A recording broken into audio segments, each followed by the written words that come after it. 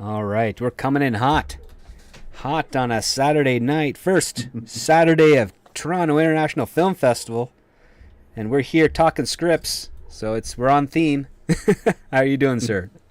I'm doing great. Thanks for having me again, as always, Script Doctor. It's always good to be here to talk movies and scripts, and if they're good ones. I mean, I know we've talked about it before, but this isn't just a perspective thing. We've got Nick Cage making one of the scripts we talked about now, so Yep. it's a legit preview of Hollywood future when people come and watch this show. I know it's the only one of its kind. That's why I was so thrilled when I started reading in the trades. Like, oh, some of the scripts that we were reviewing and have reviewed are getting deals. Looks like they're going to be made. Hopefully, they do get made and get released. And that's that. I think that gives us a little bit more legitimacy here. Because there's always those. Like, I'm going to actually start, maybe not try and start a beef or anything like that, but there's this channel that's been around for decades, almost decades, sorry, called Emergency Awesome. I hate them. They lie all the time. but I feel for the audience that believes in them, and I was like, oh God, they just never quit. And it's like, well, now I'm doing this one, which is like, no, we're actually talking about real things. We're not promising that all these scripts are going to get made, but there's a very high chance they will be. Yeah, that's why I Yeah, I like mean, well, doing this if you stuff. can get up to the 4.58 million subs, Oh then, yeah, exactly. then Like, listen, I don't. I have to say, like, congrats to him for the attention that he gets, or whoever runs the channel that they get. But it's like everyone in town. If you ever bring up that channel, like, yeah, we don't know who the heck this guy is. We have no idea what he's talking about. Everything he says is wrong. And if he gets one right, it's usually out of luck. I mean, but but I'm sure Mike Zero is the only one who might be batting a little lower, but yeah, um, probably. but Probably, yeah. But yeah, it's been a crazy week, or crazy couple weeks for myself. Let us know out there how the audio's going. We had audio issues last week, where we came in through okay, but my mic was something was going on my mic. I think it may be like just a physical connection or something. But either way, I want to sound good for everybody here because this is primarily an audio show. Um, So yeah, but yeah, we have the Toronto International Film Festival. Started a couple days ago. It's going on till the 15th. Uh, a lot of studio movies are premiering here. Unfortunately, not a. I'm looking to see what the roster is for all the international and the indies, because I want to, network with those guys. And so yeah, that's what I'll be doing. In fact, I might be going right after this show for one of their Midnight Madness showings. So yeah, that's I gonna be don't know. fun. In the old days, like Mhm. Toronto, Sundance, they would be chock full of movies that had like the $1 to $10 million budgets, Yeah. where it was like an independent producer would make them, and the whole economics of it would be take it to the festival, screen it, and then sell the rights to make your money that way. Hmm. And it just seems like that's kind of gone you don't hear about it as much. And I think to me that's because streaming has started like buying, like they've kind of moved into the purchasing those smaller productions, so they don't even get to the film festival circuit as much, it seems like. In some cases, yeah. I know it changed significantly in the early 2000s when a Canadian quote unquote comedy duo named Kenny Verspenny um, did a movie called Pitch, and they ended up insulting a lot of people and a lot of actually well regarded like critics, like legit critics that were not, what we got today, including Roger Ebert. Like they kept saying that he was from New York. I'm like, he's a Chicago guy. Um, and what ended up happening is that all the TIFF changed a lot of their rules, and then this kind of actually had a ripple effect through a lot of other film festivals as well. Where basically, if you were a filmmaker but you didn't have something in that festival, all you had to do is provide your credentials that you're a filmmaker, and you could get a lot easier entry into the network parties and stuff. They weren't private. They weren't paywalled. You could go in, meet people, pitch, get pre-sales for your movie like most of the film markets that are out in Europe right now. And they got rid of that because of this comedy duo doing a movie that just insulted, actors and critics and whatnot. And because it was primarily centered at TIFF was the one that was getting, lambasted by a lot of people saying, "Don't you have security? Couldn't you identify that these people were grifters or, shock comics and all that stuff?" And so that's the overcompensation for it. And as a result, we saw a steep decline in the independent films that would be selected and showcased at film festivals. And now it's really just kind of a preview for a bunch of studio movies that are, some are modestly budgeted, but some are a little bit higher on the opposite end. And it just hasn't been the same since, unfortunately. This year, it's all about the the perceived looming shadow of the double strikes that we had last year. And I find that kind of funny because some of the people that I know are basically saying, "Oh yeah, there's buyers that are going to be coming in. They're not this weekend, but maybe like next weekend, desperate for stuff to fill their slate for next year." And I was like, "Oh, I wonder why they're coming next weekend and not this weekend." So that's going to be part of my investigation while I'm going down there later. I'm going to try and hit every day this week. This festival will be fun, be tricky, but I think I can pull it off. But yeah. So with that preamble being said and done, are you ready to talk about this week's script, little Chad? Yeah, I am. All right. It's okay. It's gonna be a fun show. Let's get going. Welcome to Scripts on Saturdays, the only screenplay review show on the interwebs discussing scripts both professional and amateur, circulating around Hollywood, giving you, the TV and movie-going audience, a behind-the-scenes and inside track on what writers are pushing and what producers are buying. I am your host, the Script Doctor, and joining me this week is Lil Chad. So happy to have you back, sir. This is... Gosh, is this like the fifth? The fifth time you've been here? Yeah, this is your fifth show. We're getting into the fivers. If we count the extra Madden one I did, yeah, I think that one.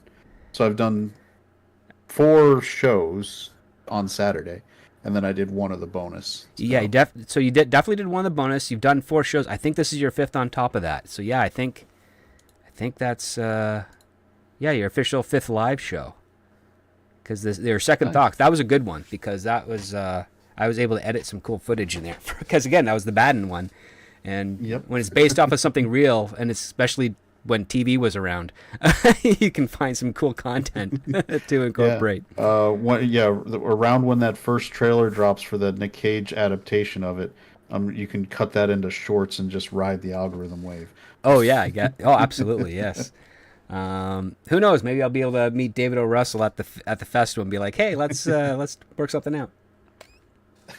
There's a couple tweaks we think might be good. If you like, the other part too is that we did that in January. The deal went down in March, and then the announcement was just like 8 weeks ago or less than 8 weeks ago. So who knows? Maybe he did catch it and make his tweaks because David O. Russell is actually a co-writer on it now. So that's maybe they watched our episodes.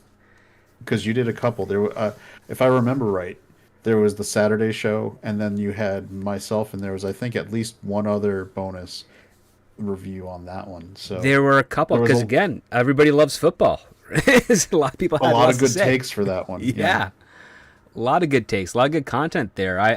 It's interesting about these scripts is that there's some that just hit the audience like with their interest. And especially with the whole team that we got here. And then there's others where it's like, you know what? Yeah, you guys covered everything I was going to say. And it's like, okay, that's fair enough. That no harm, no foul there. But yeah, we've got one that's more in common with what you normally get with the Blacklist here. This week's script we read is titled The Nowhere Game.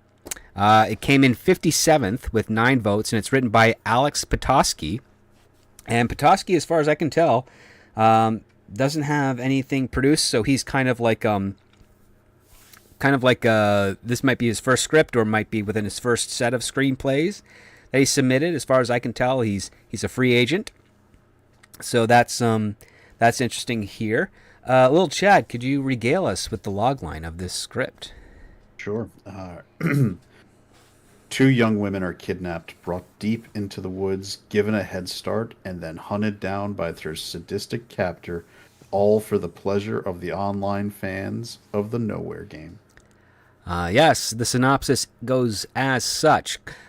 Corinne and Allie set out on a peaceful camping trip, only to have their plans shattered when a mysterious stranger appears. They soon discover he's part of an underground online game where humans are hunted for sport. With just a 6-hour head start in an unpatrolled section of the woods, the two must rely on their instincts, resourcefulness, and sheer will to survive the deadly Nowhere game.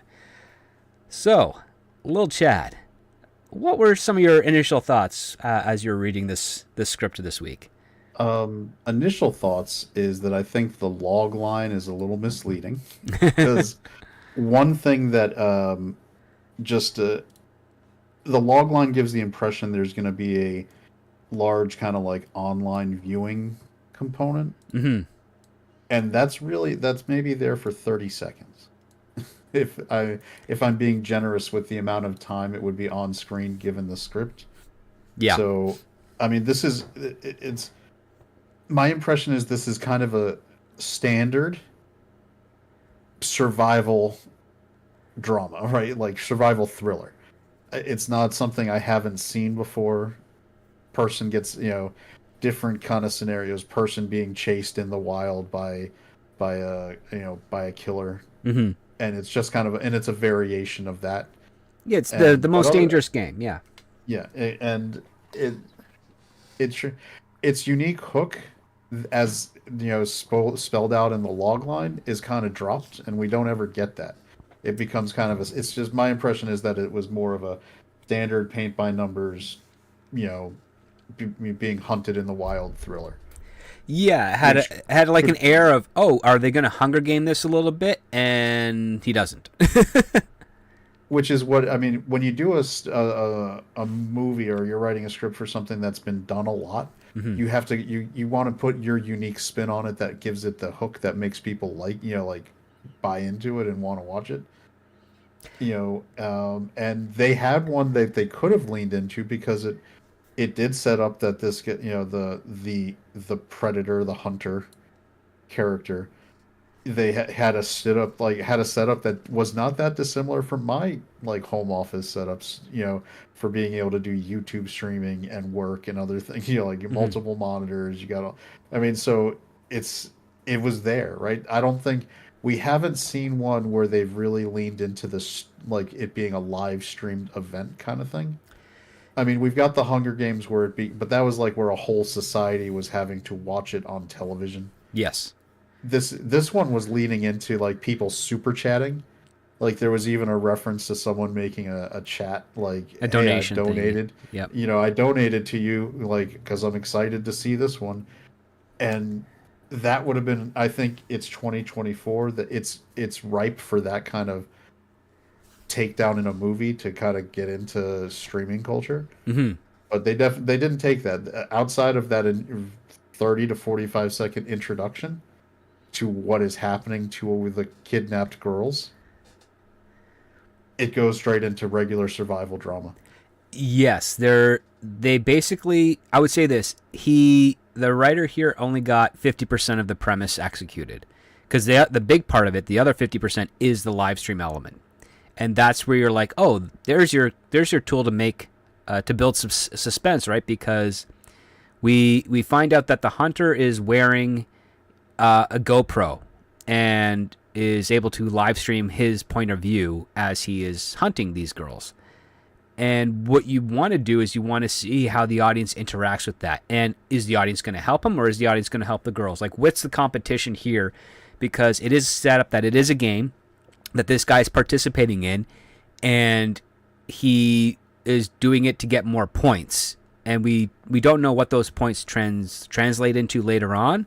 It's not really important, but we do see that it's part of a drive to him, because the way this script opens up, it starts with this man just buying some supplies at a CVS or something, and then he throws him into the back seat of the car. He drives out to the middle of the woods to a cabin, gets the equipment out, puts it in the cabin, goes back to the car, opens up the trunk, and that's how we are introduced to our two main characters, Allison and Corinne.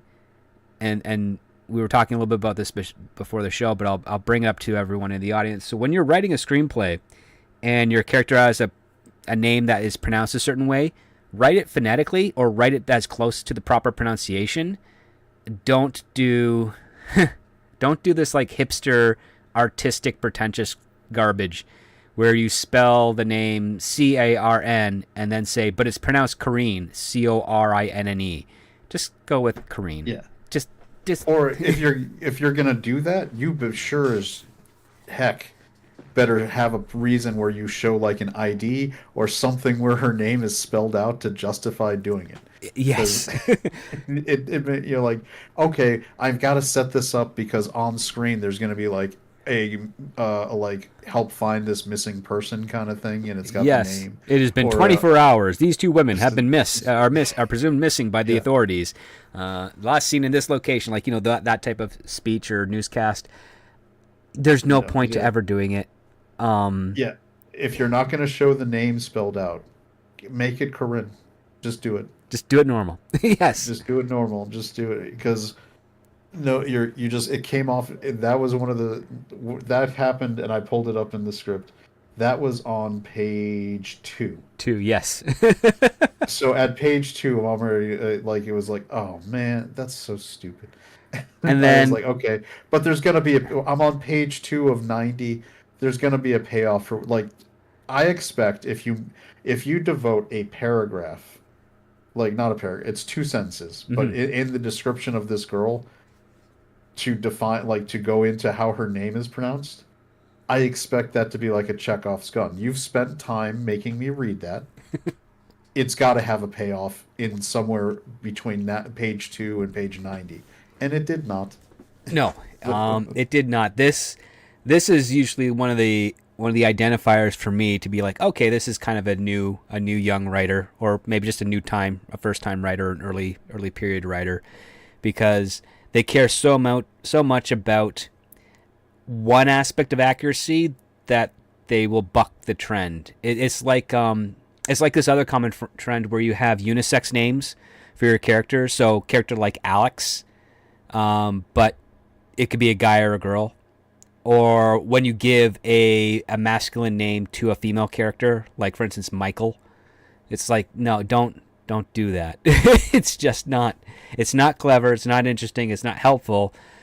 It's you're trying to confuse the normal relationships associated with names in your reader's head. And one thing that you have to be very, very self-conscious of when you're screenwriting is that you are writing something to be as close to a movie as possible, but you're not writing it for the general audience. You're writing it for the people that would be giving you money to make it. And as a result, the one thing you cannot do is do anything to confuse them, because then they're not going to want to make your movie.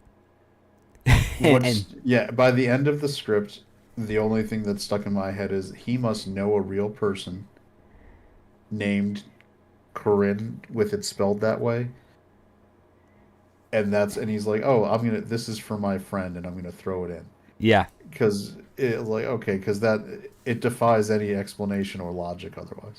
So, yeah, because he doesn't do anything with it. It's like, have you seen the show Only Murders in the Building, by chance? Oh yeah, I love that show. So the Brazos joke, it's making fun of the fact that there's always a bunch of cop shows with very similar sounding names, and Brazos is one of them, and that's why it was so important that they keep bringing it up. In fact, that same joke was used by Conan O'Brien with an Adam West pilot, where he was an actor who played a cop named Bennigan. And it's like, no, I was Bennigan, that was Brannigan, and then there's like it's that funny joke, and it's like, oh, okay, we get it.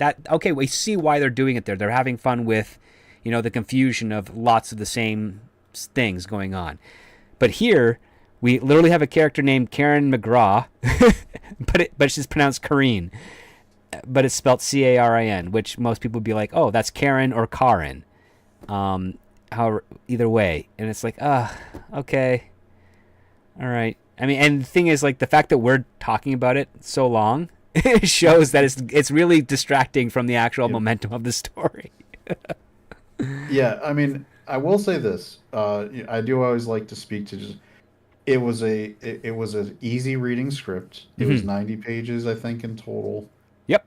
and which means and honestly, this is by the way, if someone's writing like a survival thriller, it shouldn't be overly long. You get to it, you get to the action, you get done. It thrillers need to be paced very quick because thrillers also tend to start falling apart if you give the audience too long to pull at plot threads.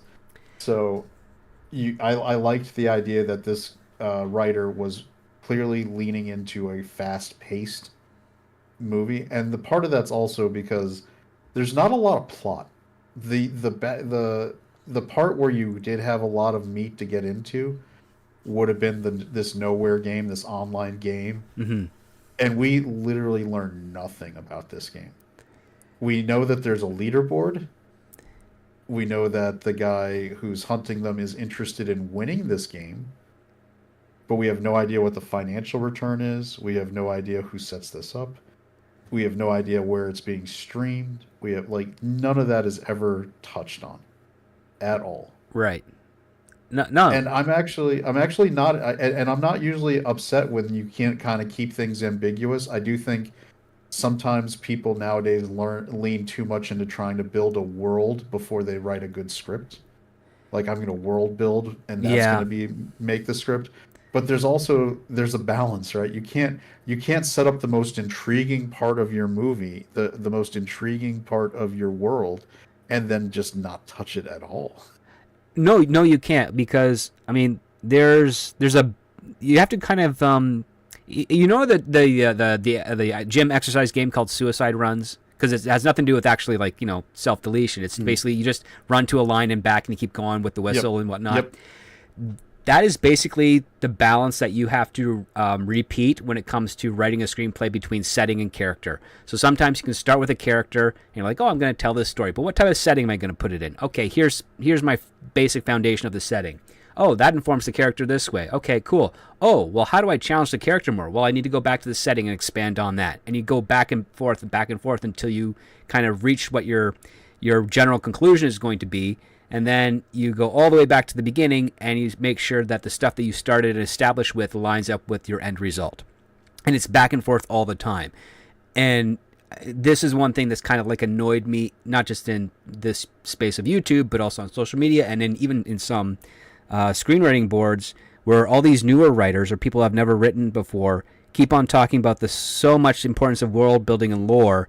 And it's like, no, that is there to support the character, and if you don't have a character, you're wasting your time on the world building.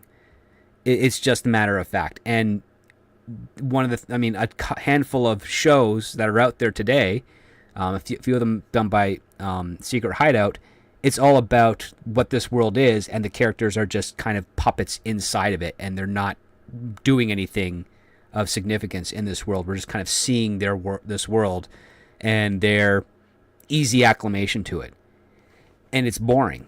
It's not. It's not like when you see. It's not like when you see like Harry Potter enter, Hogwarts for the first time, right? Where he's just getting enough to make it to the next day, and each one is a puzzle piece that's putting together a larger image.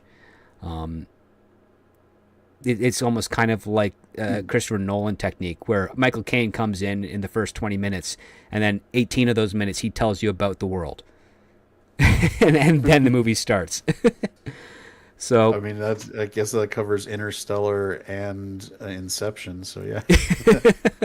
I yes, mean, if you're going to get somebody to do your world building, you should get Michael Caine or Morgan Freeman is a Morgan good one. Freeman. Yep. Yeah, which is, and I'm not. I actually don't like. So I know that someone I was looking at chat and somebody brought in Hmm. Running Man as an example. Yes. Running Man is a good example of giving you just enough of the lore world building you need Hmm. to go along with the concept. Like I didn't need to get into the whole like this dystopian future. Where did this revolution happen? How did the government get tyrannical? You give me enough to where I can accept the concept and then I can move with it. Yeah, usually a great way to do that is with a conflict or an inciting incident that shows, okay, we have this character who seems to be doing their own thing, and then all of a sudden the government comes down on them and then arrests them, charges them for a crime with no real trial, convicts them, and then says, you're going into this competition to win your freedom. You're like, okay, it's very quick and condensed, but it does show a lot of what this type of world is, and you get it right away. It's just very effectively done. Same thing with Star Wars. Again, lots of kids that have seen that movie never really read that opening crawl for the first time, but they know exactly what's going on by the time those droids get into the escape pod and head to Tatooine. And it covers essentially the same ground with a little bit of other information that's not really relevant at that point. Like, you have no need to learn that the rebels won their first major victory and stole those plans. It's completely irrelevant at that point. All you have to know is that Princess Leia has something very important. The Empire wants it, and she's keeping it safe in these droids. And we know that the Empire is big because we've used the visuals to explain that. We have the simple ship that's flying across the space, and then you have this massive ship chasing it. And it's like, okay, I understand the status right off the bat now. and you do that with the visuals. Here, it feels like the writer was trying to do that a little bit, with the sense that the way that we introduce to our two characters is we don't see who they were before they were captured. We're right in the heat of the moment. And Allison is like borderline catatonic, and then Karine is a bit more of a feistier one, and it's pretty quickly established that she's the one who's actually gone hiking before, done camping, done survival training and whatnot. It's like her hobby and passion. And throughout the first half of the script, we learn that actually they were planning to go to the woods and spend like the weekend together, where Allison's going to learn some of this stuff, under the tutelage of Karine. But of course, they got snatched up by this guy who is never identified. And now it's basically it's basically like throwing your both yourselves in the deep end of trying to survive in the woods with very little resources. Yeah, and I think they did have an opportunity, like, page, the first 10 pages is when we're in the cabin after they've been kidnapped. We're seeing his setup. This is where I think maybe you do, like, because he's doing it for his online fans and things. They don't give the rules very well, right? Allegedly, there must be a way for them to escape. Yeah. Supposedly. But he doesn't really make that clear on how, like, this was almost like a good thing where they could have had hey, we're going to get your live reaction to the tutorial video for this game kind of thing. Lean into the streaming element, right? Where they put in some kind of absurd, like, YouTube style, like, 2-minute long, here's your, explanation of how, of the Nowhere game. Because at no point also do we ever see it called the Nowhere game, I think. No. So this would have been that what you set it up there, do something like that. I think back to something like Loki. Loki had its issues season 1. Yes. But one thing I did like, as he's in his like little waiting, like in the DMV style line, they have those monitors that just have things going on a loop, and they have the Miss Minutes person giving like the 2-minute long history between different stuff of like what the TVA is. Yes. Worked perfect because it was like, this is a monotonous kind of government video that would be playing in that kind of lobby. Yes. So it fit the world, and it gave you the information you needed to move forward. Yeah, it was very setting appropriate. Like the part here that I was thinking, because as I was reading this, I'm like, oh, well, if this man is a competitor, clearly there's like a host and a judge, or there's some sort of judgment that's not just the audience in general, because there's someone that has to tally the points to determine the points are valid or not. And why not just have a host who can actually like kind of do the narration a little bit? He can have him like maybe only a handful of times throughout the script, but he's there to kind of, keep the audience engaged, because this isn't like a one-day thing. This script takes place over the course of, I think, 2 or 3 days. And so it's like, well, how many people on the internet are going to watch a 72-hour to 100-hour live stream straight, right? Because when you're dealing with this type of subject matter, the hunter could win at any point, and you don't want to miss it, especially if you're sending donations or you want to play. And a chance, and I would assume that these types of streams are, once they're finished, they're erased from the internet. You just, in order to keep it secure so that you can keep doing this again and again. And there's, to harken back to the Running Man again, there should be he's clearly not the only competitor. Yeah. So there's other people. There should be a betting market. There's I would assume. I mean, people bet on kickers in NFL games making or missing X number of field goals. If this is a game with this kind of audience, there would be some kind of betting thing. So like in the Running Man, they would keep cutting to the odds makers taking bets with like which hunter is going to get him versus if the guy's going to make it to the past these hunters. And it made it more realistic because people are going to gamble on anything that's sporting. That's one of the things that happens. It goes back. I mean, even in ancient Rome, there was bets on in the Colosseum gladiators. Yeah. So, like, I would think in this world, like you're talking about, who are the other competitors? I would assume that at some place on this live stream, there's a host where they have multiple streams going for all these people across the possible world hunting, prey, where they could cut, like almost like the NFL Red Zone channel, where at any given moment where action is happening, they could cut to a different person.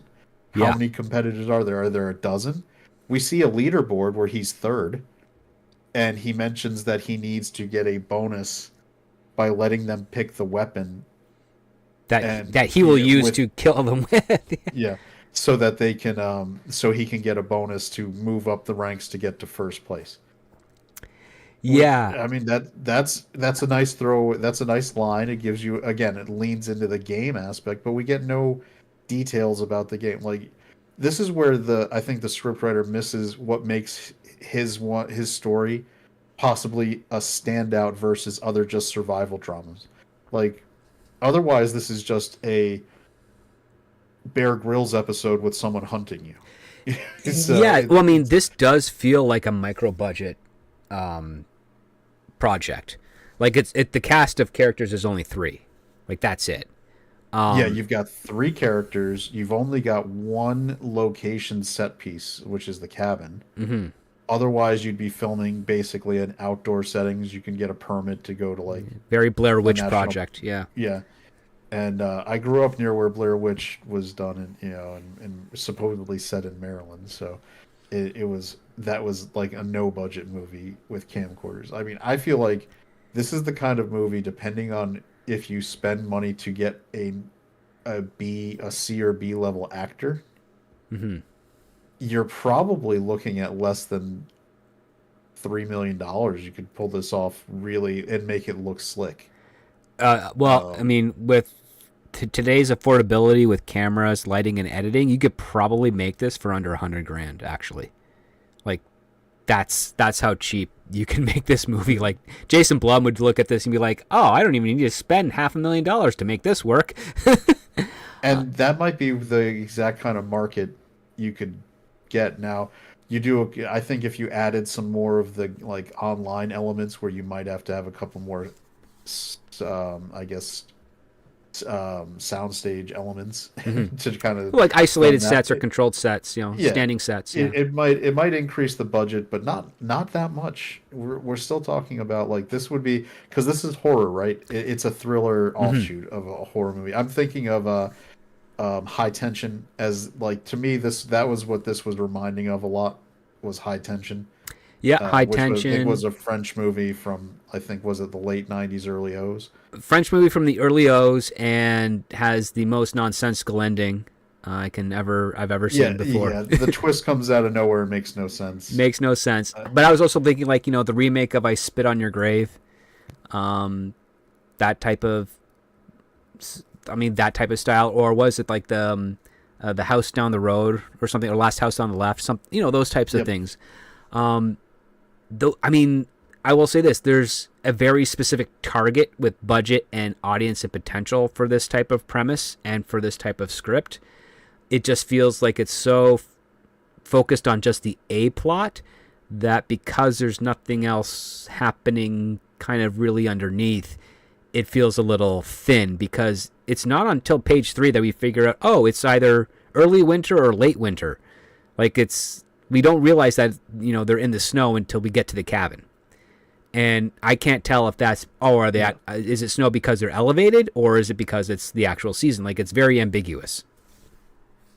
I know. All right, so I pulled this up because this was where a spot where we're talking about explaining the world. On page 6, this is where he's showing the video screen to Corinne, Yes. and he's like, it is countdown to nowhere game, double trouble. The seconds ticking away, and then he points to the leaderboard. That's me, number 3, where it shows avenging Azrael, and then Corinne says, "What's the game?" Right there, bam. There's your question to just give him a point to just expound. And he doesn't say anything. He just says, "You're just going to be good at it." And and it was just like, oh, that's it. Yeah, okay. I mean, one part is like I do get the intimidating factor of not letting the girls know all the information. I understand that, but there's also a lot of moments in this script where it's like, it breaks one of my rules, which is don't make your characters dumb in order for the world to be more difficult for them to navigate in. And right off the bat, he's just like, oh, I get more points if you pick the weapon. He reveals his armory. There's a slew of automatic weapons, rifles, and then there's a bunch of knives and swords and bladed weapons. And Allison speaks up for the first time, and she says, crossbow. And I'm thinking, you idiot, don't give him a ranged weapon to kill you. Give him something where he has to get up close, because at least you have a shot of like either staying ahead of him, or at least, the very team, like the two of you, you might not survive, but if he gets close, he starts going after one, that gives you a chance to do something with a rock or whatever. And yeah, avoiding deep spoilers, that's a scenario of, again, working backwards from outcome. Yes. So, I picture what's going to happen later, and so I need this stuff to happen now. It's almost like in physics, like a bootstrap paradox, right? Yeah. It has to happen in the future, so this has to happen in the past. Right. And that's not, listen, like if you had any kind of logic, I'd be right there with you. I'd be like, oh, I want you use that Rambo knife that you'd have to be within half a foot to have the reach to get me. No, exactly, because he then says, "Oh yeah, that crossbow. Yes, I can shoot a bolt 400 meters or 400 feet a second." It's like, oh, wonderful. So that's his range. He has to be, almost a football field away from you to take you out. And then we get the first rule, which is that you have a 6-hour head start. Here's 2 burlap sacks. They've got some water, a little bit of food, a flint, and a hunting knife. And it's like, oh, okay, you're giving them a weapon. And I'm thinking, okay, great. So he's giving them a means to defend themselves. They are women. They're in their 20s, college students. Man's in his 40s, obviously a big enough guy to at least bound them up without any needing for additional weapons, it seems like. So, the odds are very much against these girls, which I like. So off they go. We don't get any more details on the rules or what's going to happen or anything of that nature, but we do know that they have a 6-hour head start, and these girls just dash into the woods, and the first clue that they see are a bunch of Roman numerals on various trees. And yeah, I appreciated the spending half a page on a girl not knowing what Roman numerals were. Yeah, like the joke of, oh, it's G, but like as in G ping? Yeah, no, that's a 9 or 11. And it's like, oh. I mean, the one thing that this script kind of does a pretty decent job at is establishing how different these two girls are. And the thing that I was having trouble with is figuring out, like, well, why are these two friends? Like, what's holding their friendship together other than the fact that they've both been kidnapped now? Like, they have a history to each other. They're dropping names to characters we've never met, don't know anything about. There's a shorthand a little bit to their conversation, but I'm not seeing like why do they like each other. Did you see anything that took care of that? No, because they don't get into like they talk briefly about I guess some of their other friends and other things like in passing. All of this is in passing. Mm-hmm. There's no deep conversation. There's a lot of internal monologue later for between the two of them, between Corinne and Allie, where they're both thinking about like how they got there, but it's not really expressed very clearly. Like all we end up finding out is that they're somehow friends, and that Allie wanted Corinne to show her how to camp. Yeah. And they don't even establish like why, how that like was there a reason? Did some intervening event make her think I need to learn how to Do live off the this. land or do something like Is there a boy she likes who's into camping and she wants to be able to survive and like or at least have a little bit of a thing or some knowledge of frame of reference or something so that she can um, be with this guy? No, yeah. there's no motivation behind it. And they don't come on, like they have banter. Hmm. And I suppose if you've got two character actors who are good at projecting like, more than what's on the page, I could see a relationship. But Hmm. on the page, their relationship doesn't make sense. Right. I Like mean, why these two would be out camping together never seems to fit. it really doesn't. It just felt it felt like the character work was it felt like he was kind of reading from maybe like Sid Field's screenwriting book where oh yeah opposites are fun, pair opposites together, keep them like that. Like I think that's from his book. I don't really like his works I mean, personally too much. I think they kind of mentioned that they imply they're in college. They talk about classes that they are taking. Right. One of them, I think, mentioned specifically like political science classes. Could that just set them up? Just make it like we were roommates, like we were randomly assigned together.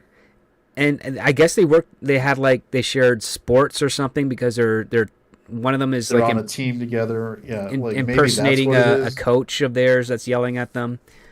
Um, and Like have a line like, when you suggested this for to make us, to team build, I didn't, I didn't think that, this was going to happen. right, Something that gives a reason for them to be there. Like yeah, to I have go like how camping they with put my them in position. family. Yeah, Yeah, and it's not something I'm not the biggest camping fan. I go because my wife and son like it. I mentioned that on the camping trips. Like, hey, like if it was up to me, we'd be doing this, but you guys like it, so I'm cool with it. It comes like that's real life dialogue where that happens, where I mention why we're doing this. Like, how is that not coming up in this? You'd think we're spending ostensibly there's whole days hmm, before we have a run-in with Mr. Predator, and this dialogue never really gets said or explained. Like, I mean, there's intervening events that are happening.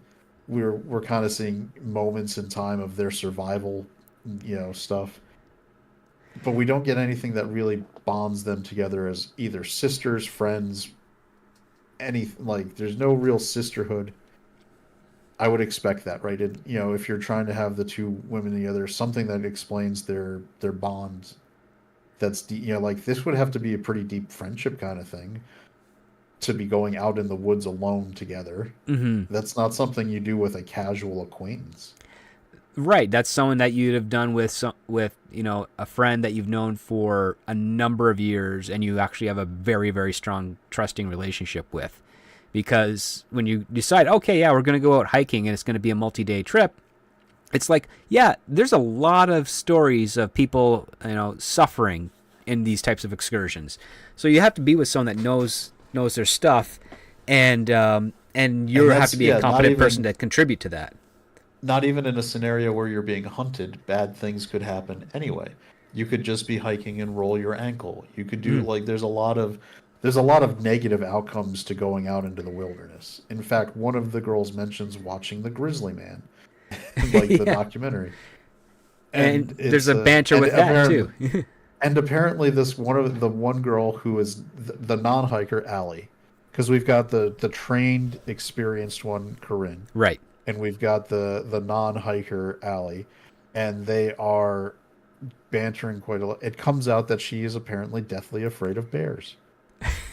Yes. So you know what? Maybe that could have been a good reason. I saw the grizzly man. I have a fear of bears. I know you love the wilderness. You told me this would be a good way to confront my fears, and now look what happened. I Yes. blame you. And where I'm terrified of being hunted by a bear, and now I'm being hunted by a big man who may or may not be gay. Like you just have Yeah. jokes of that thing for levity, but at the same time seriousness.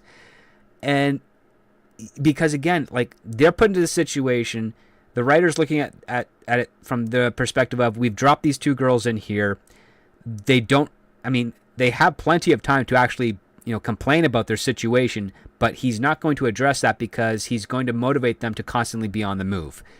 And it's like, well, you can still talk while you're on the move, you can still do all those things, but a lot of the ways that his scenes are structured is that we cut away from them doing the traveling, and we only come back to them when they've stopped at a certain location to kind of get their bearings.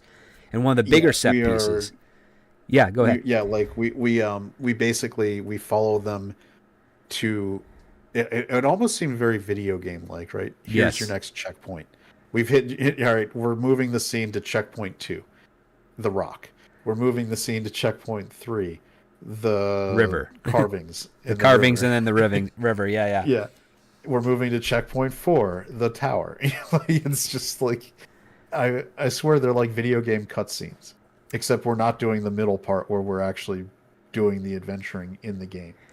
This, you know what? This script with tweaking could probably be a good video game It could cutscene be. script. Yeah, like That's maybe make a survival game, and the game logic. Actually, you know what? Now thinking about it, that would be a good way to like. It'd probably be easier to tweak and make this very usable, making it into a video game storyline. Because then you could have the action element, the survival action elements in between as your gameplay. but you could also have two modes. You can be the hunter or the prey. See, there you go. We always come up with such good ways to make these scripts still good. But Yeah. yeah, like it's human nature where at some point, whoever was the person whose idea it wasn't to go on this trip would be bitching at the person who got them to go. Right. There's no way in this scenario of events, whoever was the person who didn't want to go and got convinced wouldn't say, this is your idea, this is your fault. Exactly.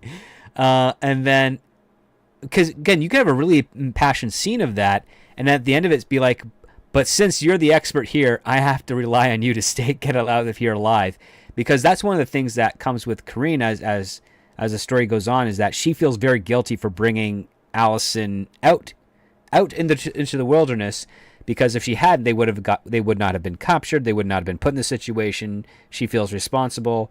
That part I kind of get, but it comes a little bit too late because we don't really have the huge blowing up conflict of, oh yes, we need these two to actually like get into a fight to show where they are mentally at this moment. In fact, I think the writer kind of copped out by putting Allison in that almost near catatonic state for the first 10 or 15 pages.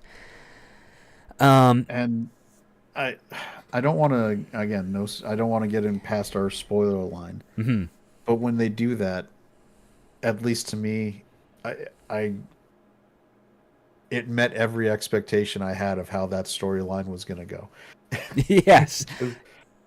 This This script is written in a way where, as you're reading it, you are about 5 to 10 pages ahead of the writer, at the very least. And getting back to your earlier point about dumbing down, like making the dumb choices to be able to facilitate continuing, we have like one of our first major survival beats after they've picked their trail Mm-hmm. is climbing a giant rock where you wouldn't have any way to get down. Yeah, And because I they feel found like a note wedged in the crack. Yeah. Yeah, and I feel like you're you're supposed to be an experienced survivalist, nature, rock climber apparently too, to the point where you identify that this rock would be a specific type used in competitive Climbing. things, Yeah. competitive climbing, and you're not going to look for your way down before you go up. No, that doesn't pass the smell test. It's stupid. Yeah. I mean, the other part too is like they're surrounded by very tall trees as well. And trees are a lot easier to climb than a rock face. And you'd think this wilderness girl would actually be like, okay, it's not safe for me to climb the rock, but maybe I can climb up some trees and see what's, because they find this note by a character named Rebecca, who basically is saying like, I'm part of this game. If you found this part, climb up to the top. The fat hunter man can't get up there. There's something that you need to see. And was he ever described as fat? No, but I know that's the thing that doesn't make sense. I got the impression more of a kind of sinewy mountain, kind of guy, not a big fatty. Yeah, I mean, if this guy's a hunter, he's going after human prey, and he's giving them a 6-hour lead. You have to be able to close that gap of time, and you need to have some level of fitness in order to do that. So yeah, thinking, referring to him as that from this character that we don't see seemed a little odd. But we had the first, to quote you, video game goal, which is scale this rock, get to the top to get the next clue, which she does. And the next clue is a letter that basically says something to the kin of, if you take a look, southwest, you're going to see a fire tower. That's where I'm going. And hopefully I can get help there. And if you are the hunter, screw you. But if you're also another girl that's his victim, I'm sorry. And I'm like, okay, this is kind of interesting. So we've got someone that's got some wits about them that is essentially like an oracle trying to guide them on a place to go. And now we have our first conflict, which is that Karine is at the top of this rock. She realizes she can't get down, so she has to make a risk of it. And it does take much stretch of the imagination to know what's going to happen next. Stupid decisions. Decisions. She falls, but she manages to capture a tree branch. It breaks. She hits a few other branches as she goes to the ground, but she survives. Her ankle. That's where I immediately thought of in Rambo First Blood. Yeah. Where has the part where he falls down the trees. Yeah, I was thinking that too. Yeah, and it's almost like beat for beat, kind of like the way it's described. Mm-hmm. Made me think of that. It's like you're describing that scene almost exactly how I remember it in my head. So it's like, is that what you were like? That's clearly the scene that was coming to your mind of a person just falling off a higher thing, hitting the trees, going down. Here's the other thing. If we had going back to the earlier part we talked about, if we had something that explained that the girls could get away and win the game and he could lose, I would understand following the note of a previous player. But we don't have any evidence, the girls haven't been getting any direct evidence that they can win and escape. No, so the closest. Why are you trusting the note of someone who clearly she even mentions, if you're another girl, I'm sorry. If he's still hunting women, he didn't get caught. He hasn't been caught. If someone got away, they would tell the authorities and it would get shut down. Yeah, your first clue should be, it's most likely that this Rebecca girl did not survive, and that's why we're here. Because one thing the hunter did do before the girls left is he tossed them their car keys, and it's been implied with the script itself, not really in any dialogue, is that the car that he was driving to the cabin is their car. And he's like, here's your keys. If you can find your way back to the car and get away, you win, and I lose. And that's basically it. But he the weird thing about it is that when they get out, it's like, well, why not go straight to the car? Shouldn't it be out front of the cabin? Like it's just if you got a 6 hour head He start. he did mention at least, and this is so I'll give the script credit for this. He did mention that he had to drag the girl a long way Oh from right, when he that's pulled right. him The out of the car's not car. near the cabin, right? But it's again, it's not super clear, right? You got to this is where setting the rules of how they like if this is going to be a game, Mm-hmm. you set up the rules both ways. Like there's in video games or board games what's called victory conditions, right? This is how I win. This is how you win. This is what this is what I get when I win. This is what you get when you win. Like we have we know the victory condition one way is that he kills them. Mm-hmm. And we know that allegedly if they get to the car, they get to go free. But it's still not made as clear as it needs to be. Like there's a gas tank. Like they make a point of he has an extra 5 gallon gas can in the car so that they'd have gas to be able to leave. They show him purchasing it, but they don't. Make the victory conditions. The game needs to be laid out at least fairly clear. I think of a movie. Was the one with the hide and go seek one with um the With blonde actress that looks Rachel like Margot McAdams, Robbie. No, the Catch Me. No, Ready or Not. Ready Ready or or Not. Not. Okay, yeah. That movie is really good in my opinion. It Mm-hmm. sets out the conditions very quickly. When the game, like they say, we need to find you before sunrise, and if you last past sunrise, you win. And if we get you, we lose. Like they put if you're doing a games based movie, give me the rules. Mm-hmm. Let me, and that way I can color within the rules. And that was another cat and mouse thriller horror hunting the prey kind of movie that was executed really well. That I recommend that one highly. I think it's well paced and well made. And this is kind of like what I would be hoping to get out of this movie. Maybe after, if they watch our show and listen to some of the critiques, they could go back and polish it and get to something more like that, where it's a very taut, tight script, well paced, but gives rules and makes people feel very Gives invested rules in. and generates a little bit more suspense because the majority of this script is really Allison and Corinne versus nature as opposed to versus the hunter. Because after Corinne falls down, her ankle is injured and her shoulder looks like it might be partially dislocated. And now it's a good problem to present in this type of story because now your most experienced wilderness person is injured and they're not at full strength. And at this point here, they're basically like, okay, well, I'm hurt, and we need shelter because it's getting dark. So you, and then she tells Allison, you got to make a fire. And Allison's like, well, I've never made a fire before. It's like, well, now you're going to learn.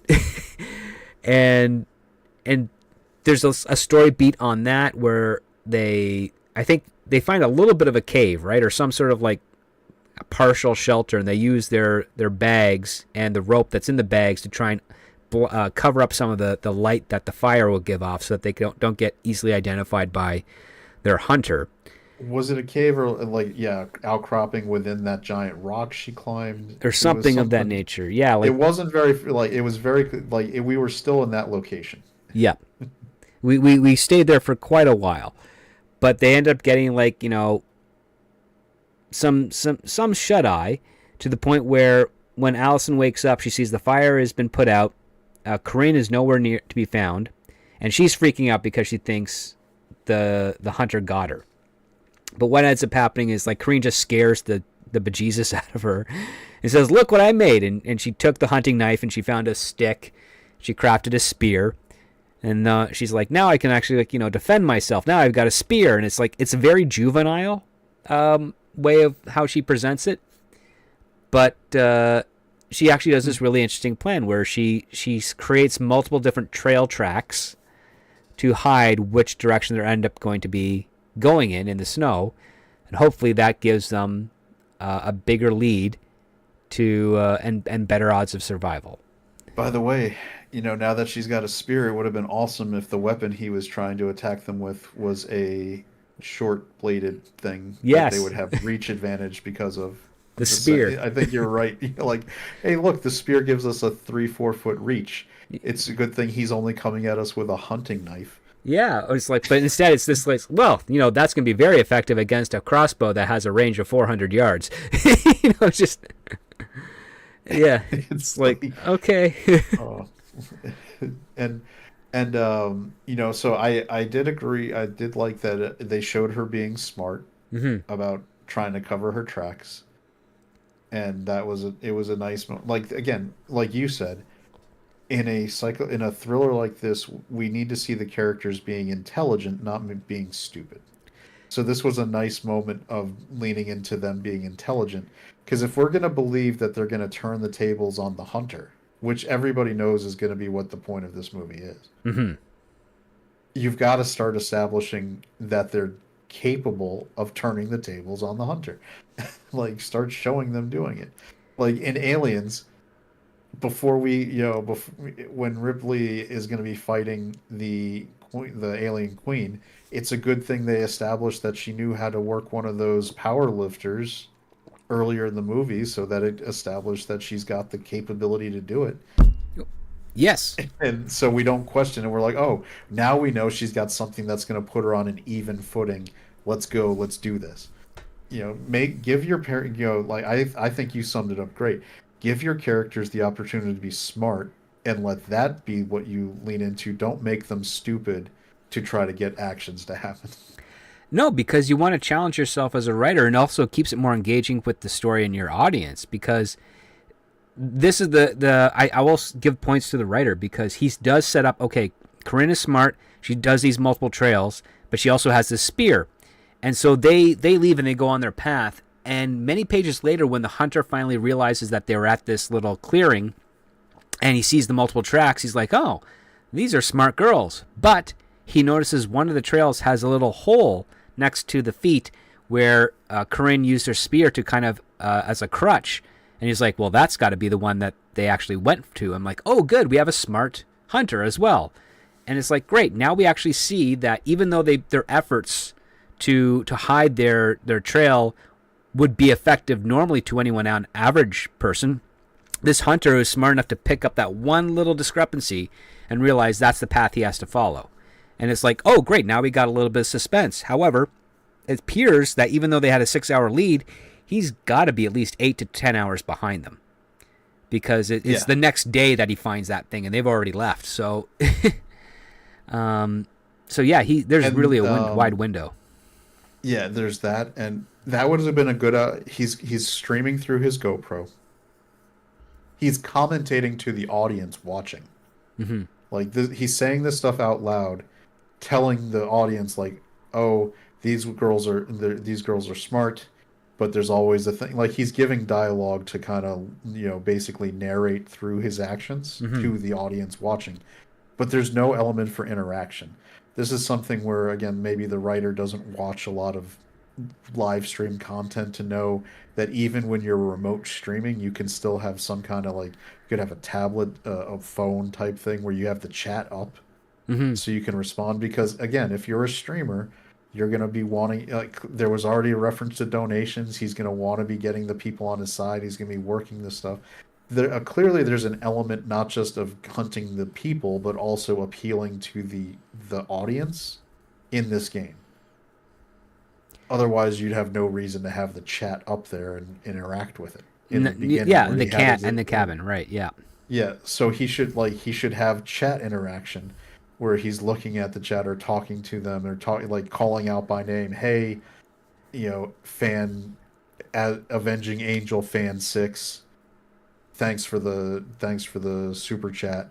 I am going to definitely make sure that I'm going to use the crossbow on him if we reach our stream goal, which girl should I shoot first?" Yeah, and like that's the kind of thing that would make this more interesting. oh yeah, or something like lobby to the admin. If I kill both of them with one bolt, I get bonus points. Like that type of just weird stuff to really make it kind of twisted and dark. Because I could see him like having a tablet or a phone like strapped to his forearm so he could read the chat, and also see like his streaming quality and all that stuff while he's moving from location to location. But that was one of the things I kind of felt was a little missing here, is that we didn't get much of the actual streamer side of things.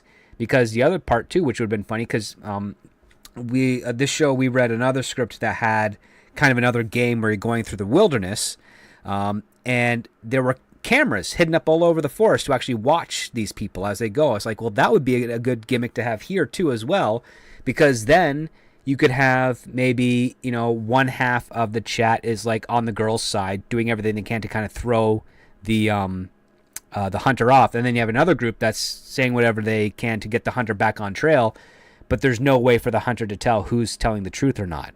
So you have some actual fun there where they have to rely mostly on them being on the ground to make the right call. And that builds up the suspense more, because what if happens if there's this one guy in the chat that's everything that he said, it gets the hunter closer to catching the girls, and that's the one that the hunter starts listening to and then following and getting closer and closer and closer, and to the point where you realize, oh wow, the girls have a huge disadvantage now, because no matter where they go, they're kind of on a camera somewhere, and this one guy has convinced the hunter that he knows exactly where they are, and these girls have no knowledge of that. It's complete dramatic irony. We as the audience are now in greater fear for their lives, because we do know that the hunter is going to eventually catch up to them and kill them, because he's following the right, people in the chat that are pointing him in the direction he needs to go. Yep. And to get to your point about not spending a lot of time with the hunter, in this 90-page script, if you divvy it out to like minutes of screen time, I think it would be rounding up to probably put his time on screen at 5 to 6 minutes. Pretty close to that, yeah. Charitable thing would be 10, but yes, he's not in the movie a lot. It is these girls and their atmosphere. Yeah, and if it was, part of me almost seems like if you're going to spend that much time with just the girls, you should have just made it a like man versus nature story in its entirety. Yeah, because adding we're wasting all these elements with the streamer. He's not in it very much. We could just have easily have had these girls kind of in most of the same situations on a hike that went wrong. Yep. And it's just, especially you have an inexperienced partner, you have someone who wants to maybe show off their knowledge and maybe seem like they're a little more advanced in it than they are. They go down the wrong trail, they get lost, and you're fighting now just against nature. Yep, you have to worry about mountain lions, bears, coyotes, skunks, beavers, raccoons, anything that's lit in the forest.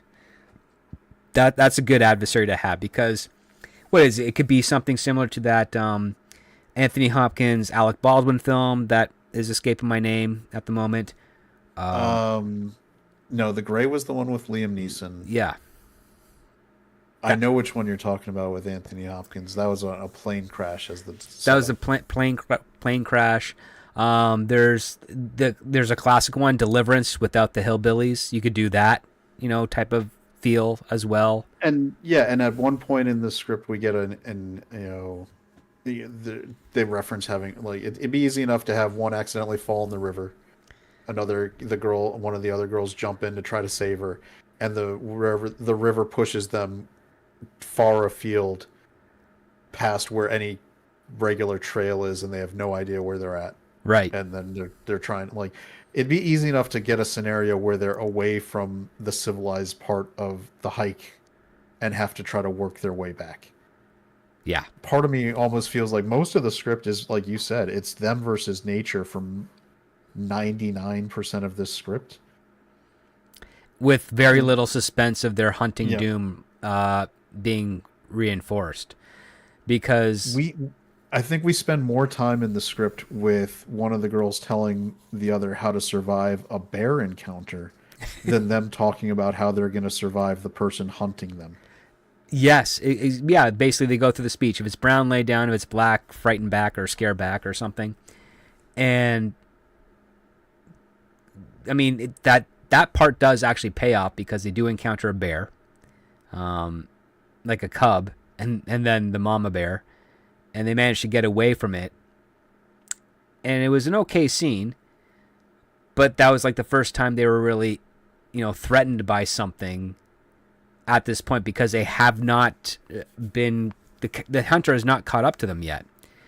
So we go a great deal of time where, the hunter is just not there. Now I'm thinking of like the movie Westworld, where, you've got the black cowboy going after our heroes, and you're constantly following both these characters as they make their way through Westworld, and you're engaged in that. But here it's like, no, we're just gonna focus on these two girls the entire time and not see how close the hunter is, because one of the aspects you do is you'd stay at a location for a few pages to establish the familiarity of it. You'd have the girls leave, you'd get them to another location, and then you cut back to the hunter, who then goes to the previous location and picks a up good the trail. example, like in The Princess Bride, right? Yes. In the first half of the movie, where we have Humperdinck getting to each encounter and using his skills to deduct what happened. Mm-hmm. Like in the first part where he had the sword fight, there was a great sword fight here, two masters, and he's like replaying it. One of them got defeated, but the one who won went this way. If you look at the trail, this is where we're going. Then he gets to the next part where it's like there was a fight against a giant, someone of great size. This is where he was going. Oh, this was a game of wits. This guy was poisoned iocane powder. Like, this is where he's going. We already talked about the only time in this script where we actually see the hunter deduct where they went. Yeah, it's already happened in the first act. just once. Just once. That's it. And then for the rest of the rest of the Act 1 and most of Act 2, you've got Corinne, who's fighting through an immense amount of pain with her ankle and with her shoulder, and they're following these carvings that it appears that Rebecca left in there. They're like the morning stars. And the whole goal is, if they get to the fire tower that is like abandoned, there might be a place for them to call for help. And I'm like, that's a good goal. That's another video game part, but it's a good goal to have. And every step of the way, that is where they're getting closer and closer to. But Corinne is getting, a little bit more delusional, and Allie is getting a lot better at setting a fire, which is nice. But at one point, Corinne is in so much pain that she has to take off her winter coat and address what's going on her back. And so she bites on some rope. She rips off the coat because some of the blood is kind of hardened and healed and scabbed over into the material. So she's reopening the wound again, and she's screaming through the rope. And it's well described. And for her, she's like, yeah, I'm sweating. I'm fine, but I need to get this treated. So they take her to the river to try and clean her wounds and whatnot. And that's when they fall in, and then she's shivering. So they wrap her into a blanket, and then they finally get to the base of the fire tower, and it's got a ladder to get them up there. And Allie goes up first, and I'm reading the script and I'm wondering, well, why isn't Corinne going up there? Because that is shelter, that is indoors. It may be abandoned, but there could be something in there to help her treat her wounds, or at least allow them to use their supplies to, stabilize her. And at no point does Corinne use her one good arm and her one good leg to climb that ladder to get into safety. Allie goes up there, finds a note. The note basically says, "Yep, sorry, this is a hopeless area. This will not help you anywhere. The radio is broken. There's no food up here. It's covered in dust and whatnot. I'm sorry. Good luck. Hopefully he doesn't get you." and that's basically it. And I'm thinking, hide in the shelter, because he can't. Number one, you're enclosed from some of the elements, especially if this is actual winter, or at least if you're elevated where snow is actually able to form. He can't get you from his crossbow unless he climbs up that ladder. And if you've got that spear, which you do, that is a pretty good weapon to stab down at if a guy is trying to come into the fire hall through a ladder, because he needs both his hands to hold onto the rungs of the ladder. He can't aim this crossbow up well. and you've got a shot of actually, taking him out and surviving. And these dumb girls don't do that. Don't even think Yeah. strategically in that nature. And the way they describe Corinne's injuries, I was like, it doesn't like she basically yeeted herself as Hmm. soon as she went off that rock because there's like you're not gonna. I think there's no way like this is setting the stage so that somebody's not making it out. Oh, 100 It's percent. like I just don't. I don't understand where. I guess I mean you can't build suspense all of the time, Hmm. but I do think that if with where the script wanted to go, they should have made her injuries less dramatic, so that it was something where you had a reasonable like question of survivability. Pretty, Is how I yeah. put Like it. they really, the writer really did not take any risks in this regard. Like as soon as Kareen falls, you basically know, okay, she's done, or I'm sorry, she's not making it. And the question is now going to be: is her injuries going to be what causes both of them to die, or just herself? And it's now a waiting game.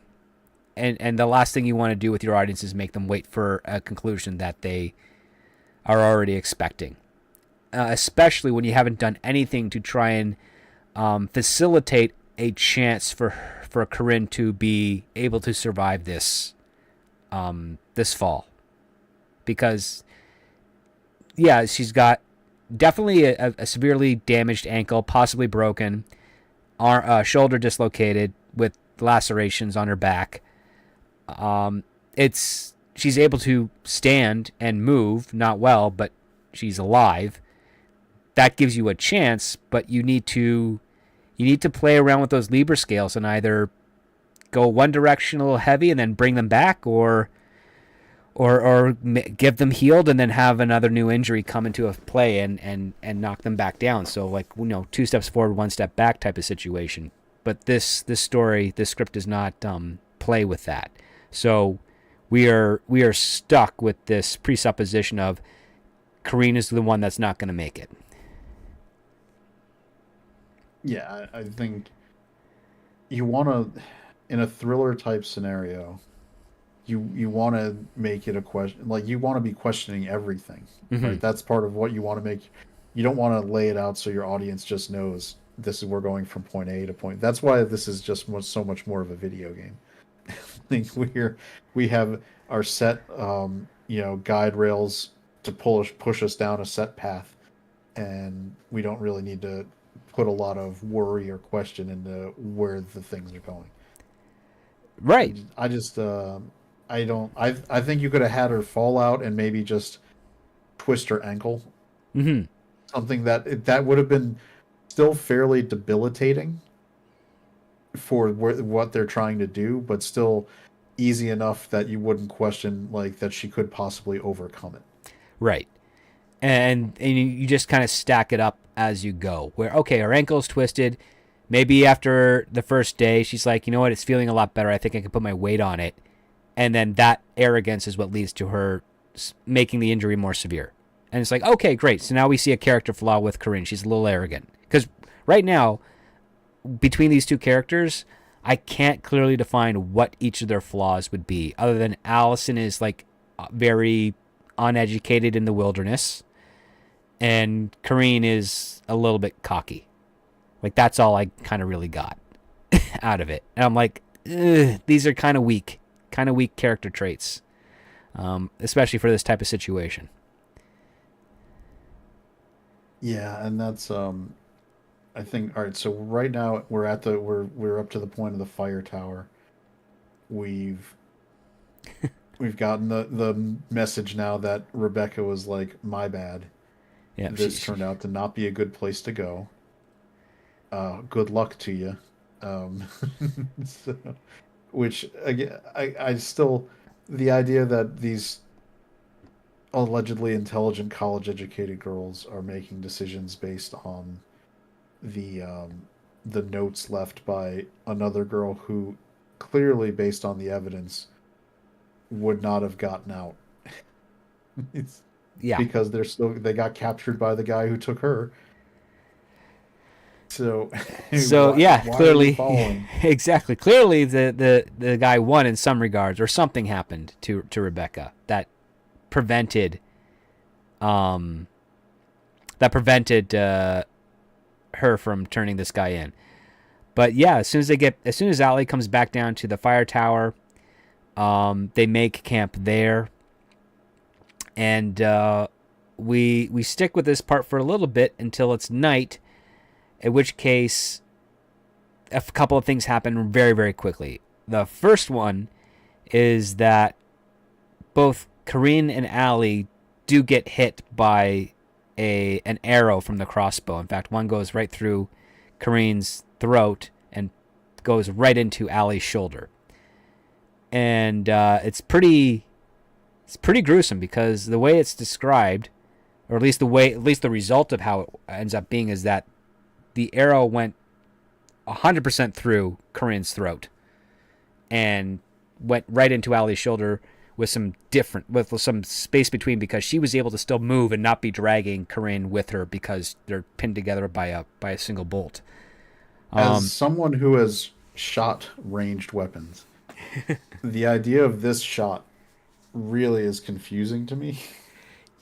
The way that I Like, would see it is that Corinne's got her head rested on Allie's shoulder, and that's how it went through. But for me, I still don't think the whole bolt would go all the way through to allow for Corinne to fall away and Allie to have the bolt sticking out of her body. Yeah. This is all right. So a crossbow is going to be a fairly strong weapon. That's true, but they describe the range he's shooting at as still fairly distant. I would say it's at least a couple hundred yards minimum, and the idea that it would have the power to, I mean, I guess if it went like depending on what part of the throat and the angle, but the like bolts are in like when anything you shoot, once it makes contact with something, it starts shifting angles. Yes. Right? You've got resistance now.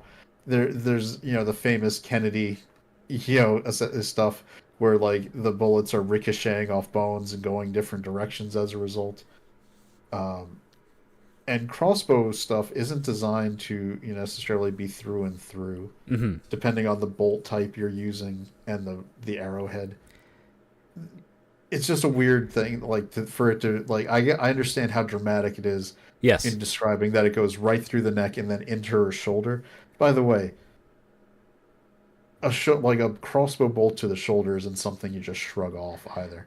No. And that's what this is kind of where we're going to get to the cutoff. Yeah. On what we're going to talk about on the story, but I will not to spoil things, but she does seem to tank it by the rest of the script. She's just like bam, yanks it out, tanks it.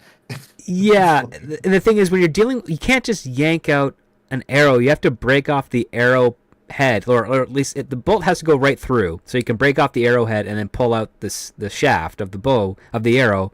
Because if you try to pull that arrowhead back through, it's just going to do additional damage. It's designed to do that. So And it's designed to create wounds that won't close, which is another thing that people like. You don't if you're not versed in it. Most of these arrowheads are going to be if anybody here in the chat has seen like Face Off, where they have John Travolta's character talk about like it's a serrate, like it's going to create a wound that doesn't close, like you can't, it's going to bleed out. Like these are for hunting. They're not designed to like go through and through so your prey can just scamper off. exactly, the whole idea This is is that designed to create a wound channel that will debilitate, and so that even if you miss like the primary organ, within a short amount of time, that animal is dropping. exactly. Yeah, because again, to your point, the only way you're gonna have the less amount of shift in a bolt when it penetrates a body is if you're only hitting muscle tissue and not bone or cartilage. Like that's basically it. And the shoulder's attached to the torso, but not the same way the other bones are attached to the skeleton. It's the shoulder blade is held on by tendons and muscle. That's how come you can dislocate it. Different than how, your spine is connected to your hips, and your hips have, the ball and socket for your femurs and all that type of stuff. It's a slightly different connection to it. So when you get injured in the shoulder, it actually radiates to the rest of your body in such a way where you can still stand, but any shifting of your legs or movement, it actually pulls on muscles that are connected to your shoulder blades, so you feel the pain in your shoulder with every movement. Just breathing, right? Yeah. When you breathe, your chest is gonna expand. Mm-hmm. It's gonna start putting strain on your shoulder. You're gonna have, the idea that the bolt somehow went through the neck would have definitely come into contact with the spinal cord. Yeah. And it's doesn't have it's a cool thought in terms of making a shot for a movie. It doesn't necessarily hold up. Now, if they had been maybe 2 bolts, because a crossbow is a silent weapon. Yes. There's no reason, especially with you have crossbows that are almost like automatic now, where they'll reload and pull the string back for you, which I'd assume this guy probably has one like that. There's no reason you couldn't loose one bolt that was heading towards the girl's neck. Right. And then another bolt and, towards the shoulder or, wherever you want to hit her. I think so for me, it would be more I think the first bolt should have hit the neck and she should have been in shock for a second. And that's when the second one should have come towards her, and then it gets her into action. Right. Because, he's far enough away, she's not going to hear it. The only reason she looked over and saw him was because the bolt came and hit her. Yeah. And that's where you see, like, oh, he's got night vision goggles and whatnot. And I'm thinking, oh, okay, I'm thinking of, like, Silence of the Lambs. Okay, we got night vision stuff. Oh, if, how do you stop a guy with night vision? Oh, I know. Get a blinding light in his eye, in his night vision goggles, and that will burn out his retina for a few hours. FYI, they've kind of fixed that problem now. Yeah, they do have the was because there's a digital aspect to it that blocks it out. Yeah, I remember. That was like a Gen 1 night vision problem, which is why you saw it in movies like Silence of the Lambs and Patriot games, where you would blind people because it was that. The newer night vision is actually, like you said, it's digital, so it automatically compensates, and you don't get blind when the light turns on. And a lot of them, I would assume this guy has the highest end stuff because he seems to. Well, actually not that green night vision you might be used to, but it's going to be sometimes even like the negative, like if you played Call of Duty. Yep, you've got the black and white. There's the negative one, and then there's the daylight night vision where everything looks like it's in daylight, but you can tell it's distorted. It's really, really cool effect. The blinding aspect doesn't actually injure your eyes, but does do what's called like the white noise before it compensates and then rebalances, and then once that light goes out, it then quickly compensates and rebalances again. Really, really cool stuff that they've come up with in the last 15 years. And there's also no reason that this dude might not be rocking a thermal scope. Yeah, I mean, those are probably, honestly, at the given that it's winter, probably the best thing that it's winter. The most effective hunting scope he would have is probably a thermal one. Even if they're sitting next to a fire, it's so cold outside, and the fire they're building is not a huge one. You're still going to be you're going to see that body heat outlining the body pretty solid. Oh yeah. Especially at that distance. Night vision at like 400-500 yards. Again, I don't think it would be the best. It doesn't make sense unless you have, there's cool hunting stuff where they actually have cameras that will illuminate things in the ultraviolet. On the ultraviolet spectrum that you can pick up on the goggles, yeah. And then you use the goggles to see it, so that it's completely invisible on the visible light spectrum, but it illuminates things completely when you're wearing the right equipment. Yep, those are the cool stuff. I used to have a really high-end Canon camera that had 6 different visual mode settings for filming at night, and they were all pretty incredible, night vision included. And it was like there's the night vision, there was the the negative, there's the day for night calibration. They had the thermal stuff. The thermal thing that they did was not as sophisticated as what the military uses, but because anything that was a light source essentially that gave off heat would track the same as anyone else in the shot. So you could have like 4 people standing and they'd be underneath a lamppost. The lamppost may not be giving off the same temperature as the people, but the lens would register it the same. But like that's all the cool technology. And what would be great? Again, call back to Silence of the Lambs. You have that point of view shot of him just going through the forest, and then all of a sudden he sees a little bit of light in the distance, and then we get closer and closer, and then he sees those 2 girls, and then you can see the point of view of the crossbow coming up. You cut to the girls by the fire, and all of a sudden, boom, the first bolt comes in. Freaks them out, but kills Corinne. I also don't understand. There's 2 of them. Like, this is where I don't like to necessarily put my head on, like, if I was the killer, how would I kill these people? But you've got all the technological advantages. Now, granted, the crossbow is a ranged weapon, but when you've got that kind of distance between yourself and the victims that you're trying to get, you should close the gap so that if one isn't taken down immediately, because you've got to get 2. You're not just dealing with one person now, right? If one person it seemed like it was a great shot allegedly by the script, but he shoots one person and he gets lucky that it hits the second. Right, pretty much. There's clearly a time where the second person would have to, if that hadn't hit them, or even in this case when it did, the second person can react and abscond from the area, and it eliminate, like, you're now having to continue your hunt. Now maybe he's doing that to draw it out. Again, if we had more of this live chat streaming kind of background, we might know why he's playing and maybe toying with them in that way.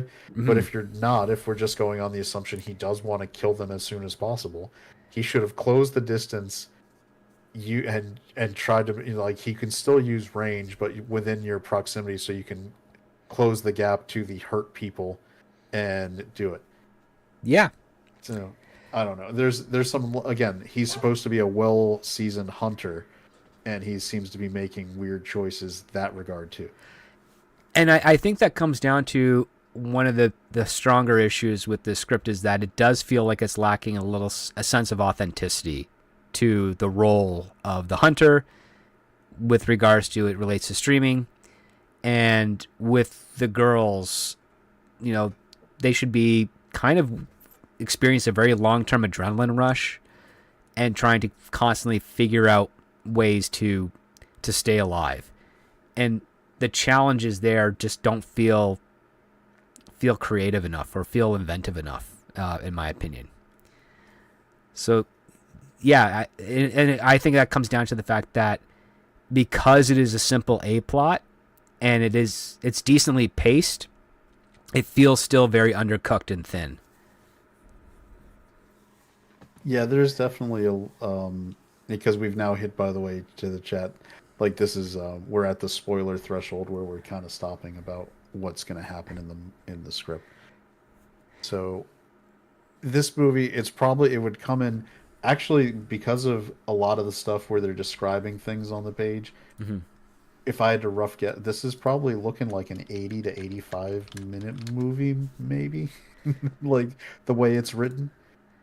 Yeah. So you've got plenty of time to even add some more meat to it to try to clean up some of these issues and still have a fairly, like, maybe 100-minute thriller.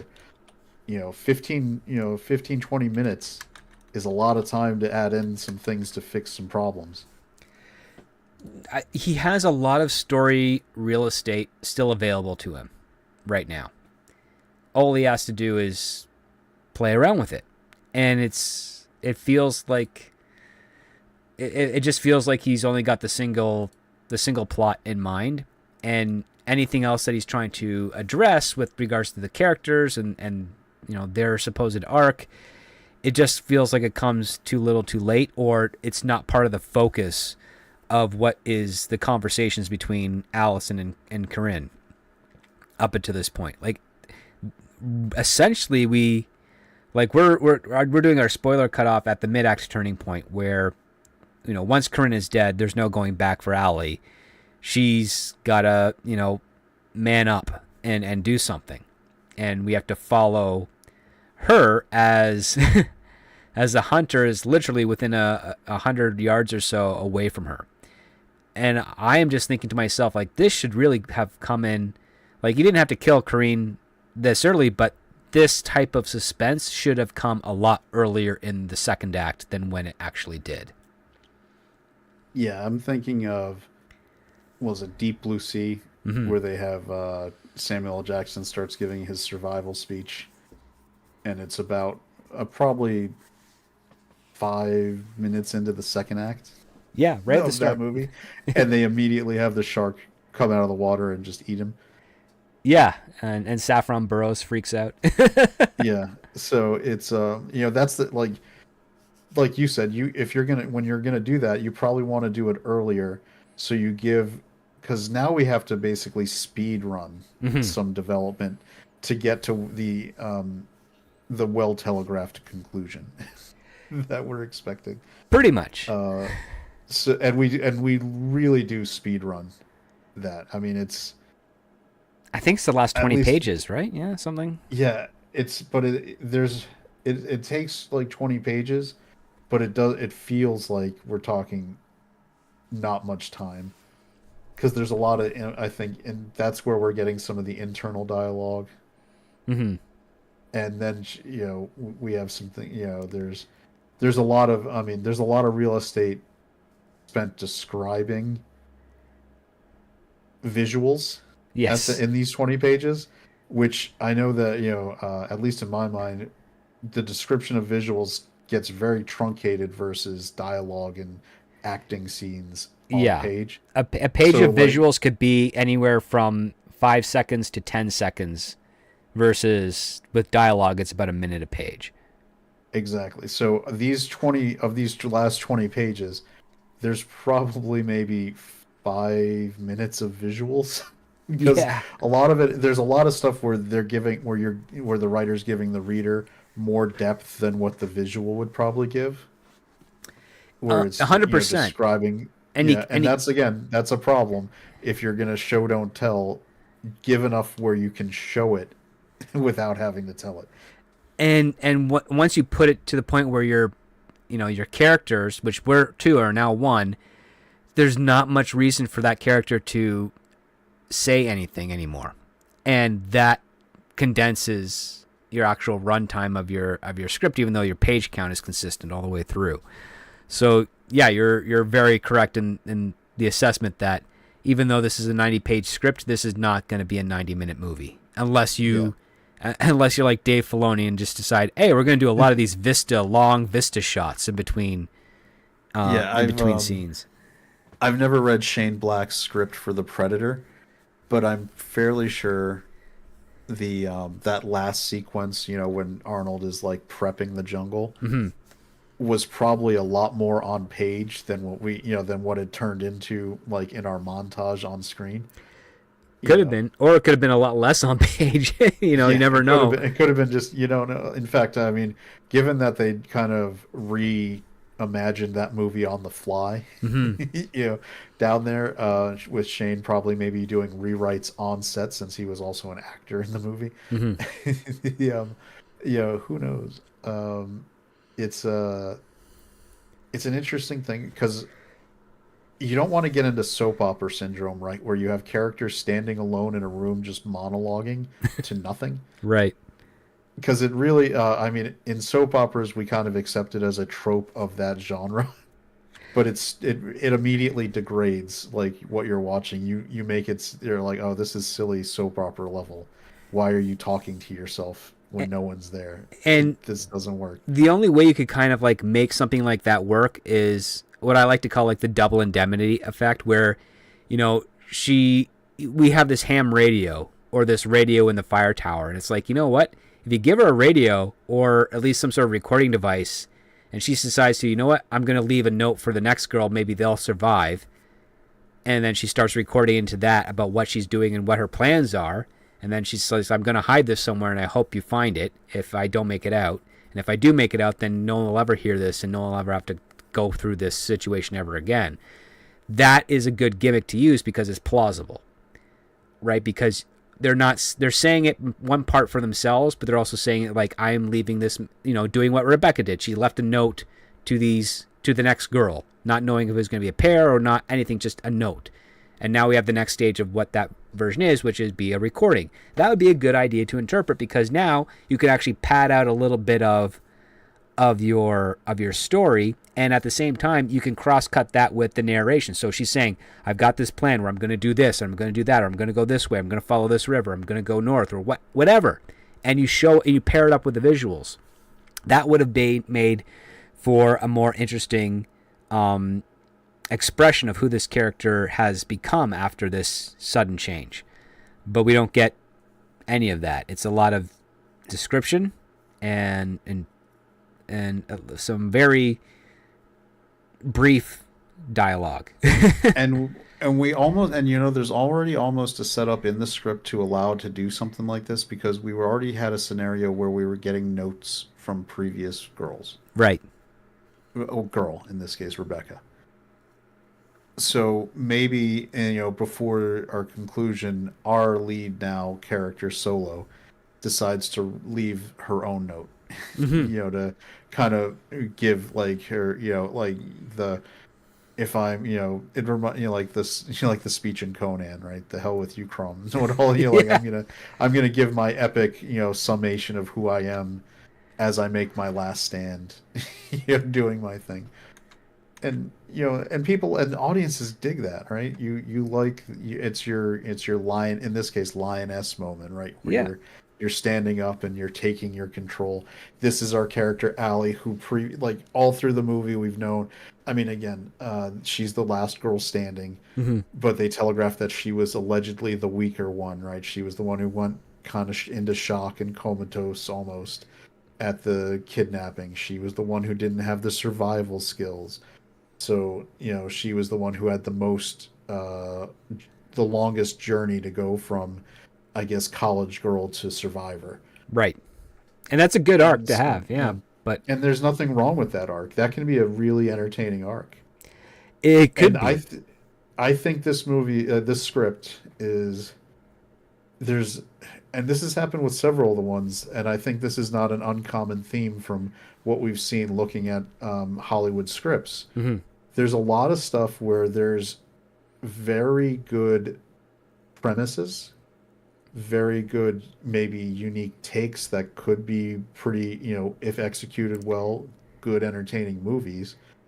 And these are in need of workshopping and more drafts to get to where they're really ready to be greenlit. Oh, 100%. In fact, that's a great segue into the final segment of our show. So, Little Chad, I mean, it shouldn't be too much of a surprise to the audience, but Little Chad, please tell us, would this be a green light or a pass for you? No, this would be a pass. Mm-hmm. But again, I think the writer has some skills. Yeah. The formatting was good. It read quick. I keep always bringing this up, but for chat who maybe hasn't, I know some of the people who are on Scripts Patreon and can take advantage of being a part of that amazing community. You get access and you can read them too. Reading scripts is not always easy. No. Sometimes it can be a slog, and it is actually nice, even when you have issues with how things are written, to at least feel like the formatting and the pace and the way it read didn't waste your time. Like, I got through this script, the first reading, probably in around an hour. Likewise, yeah. Or just under. And that, and that's a nice thing, by the way. There's nothing wrong with a script that reads quick. No, I mean, that's the goal, really, to have like a really, like the sweet spot is to have a very enriched story that reads very, very fast.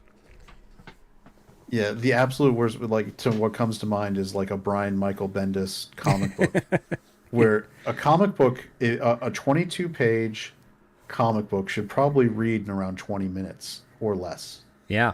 Depending on how much you want to look and take in some splash pages and visuals. and Bendis comic books were like a slog, and you felt it, and it took forever to get through them. And that I'm a big comic book fan, so that's the guy who comes to mind is like, don't write your scripts this way. Like, Yeah. don't have all like you need to be pacing. Like comic books are a great, because they're a combination visual and written medium, Hmm. and in a lot of ways, scripts are like that too because you're setting a visual picture and then having dialogue. Oh yeah, the So formatting, like even though the method of writing them is really similar as well. But if you have too much in one area over the other, and there's not a proper support system in place, you would get a screenplay that's like 120 pages, and it feels like you're reading a 300-page novel, and it's just, whew, it's exhausting. And what's crazy is that average novels or pulp books from the 30s all the way up into like the late 70s were around 300 pages or so. This was something that you could like sit down and read in an afternoon and be very satisfied with it. It works in that format. But when you have a screenplay where the way it's written is designed for your eyes to travel down the page quickly, it's supposed to be, the format is supposed to do that, but you bog it down with either massive amounts of dialogue or massive amounts of description that doesn't actually pertain to what you're supposed to be experiencing in the story, it doesn't feel like you're reading a story. It feels like you're working on something. and you just kind of lose a little bit of the life that the writer has spent a lot of time trying to convey in the words that they use. And it's always easier said than done when it comes to screenplay writing or writing any story, really. yep, and so I do want to give credit because some of the, like when you get a writer who can make a script that is readable, Mm-hmm. that's a lot of the thing right at the top, right? You making a readable script. There's a lot of stuff you can workshop, draft through, and kind of make better. But sometimes like having a format and I guess a style that makes readable scripts is sometimes harder to teach. So I do I do want to just because again hopefully the writers of these scripts will watch this show Mm-hmm. and try to take the criticisms as constructive ones because this is a genre that's been done. There was a take that was slightly unique on it that could be expanded on and make this into something that is good to go and green lightable. Mm-hmm. It just needs more work. I mean, if I was a producer or an executive right now, it would be a pass. But this is something where I think there's bones there you can build on to try to make it better. I'm in Or the you same boat. or you even reform it like we said and maybe look at what would it take to do I have any friends who work in the video game industry because this seems like a good basis for a survival game. And that's a genre that seems evergreen for making cost-effective video games that people will enjoy playing. 100%, because I'm in the same boat as you. I give this a pass as well. It's a reluctant pass because the writer knows how to get a lot of information across pretty quickly. He has a premise with a lot of potential, and he seeds it with stuff that you want to see more of. But I think he pulls away from it too quickly. Like when you plant an idea, you want it to germinate just enough so that you actually get a little bit of satisfaction and a desire to see more, but you're held back just enough to not see all of it, so that your imagination can play some tricks on you as an audience member. Potosky can revise that and incorporate a little bit more extra because he's got the real estate in the script available to do so. I think this could make for a very successful low-budget suspense thriller. And it also has franchise potential because we could see the same hunter again in another story. We could see other hunters. We could see other takes on this community, this streaming thing, how it plays out, how it goes away. Like there's room for it to grow because there's something interesting about this premise to follow. So yeah, I would say I understand why it made the blacklist. I really do understand his position. 9 votes in 57th place out of like 70 something. Like that's actually still fairly good. So that will give him some notice. And yeah, I think I think with the right producer and maybe even the right director, this could be a nicely refined story. But in its current condition, it just doesn't measure up to something I would want to invest money in. And I think if they leaned more into the log line and premise of what the script is, it probably could, jump that hurdle. Exactly. Like the log line sells something that we don't get. Right. And the log line is actually very intriguing. Like, so it's nice. And part of me thinks like with the right script doctoring, no pun intended, this could be like you're basically looking at the beginning of a Purge like franchise. Yeah. Right. You set up, you've got a world that's intriguing.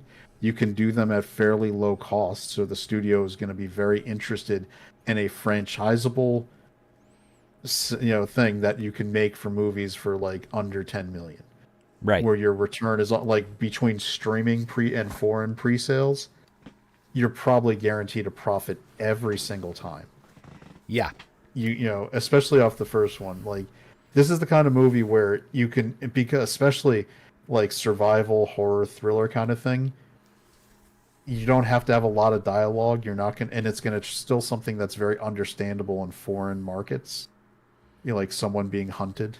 Yeah, you don't need to do much localization or dubbing Yep. for this type of movie. Which is perfect. Like you've got a movie that's low cost, like all the way around. Mm-hmm. Like foreign markets are gonna like it because they don't have to invest very much. Like a person who buys foreign rights for France isn't gonna have to spend very much on doing it. Right. Maybe if you overlay like chat, you might have to put it into like French instead of English, but even that kind of thing is fairly easy comparatively. This is the kind of thing you got to put your business hats on sometimes, and you've come up with a thing that could be a very marketable franchise, which by the way will get you royalties as the creator, even if you don't write the future scripts. 100%.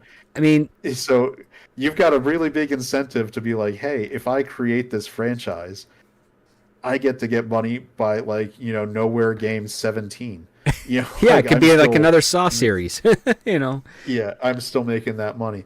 And I can't emphasize enough, studios are looking right now for low to mid-budget investments that they can make profit on to offset. There's two things the studios seem to be very interested in right now.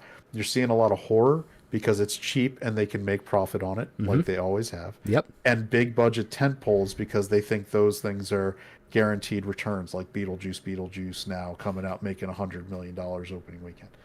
So you got to play to what like right now you're in a cycle where the studios that are green lighting things want stuff that is low cost, good, guaranteed return, or if I'm going to make a big budget, I want what is a very low risk because the market is already like big on this IP. Yeah. This fits one of those categories to a T.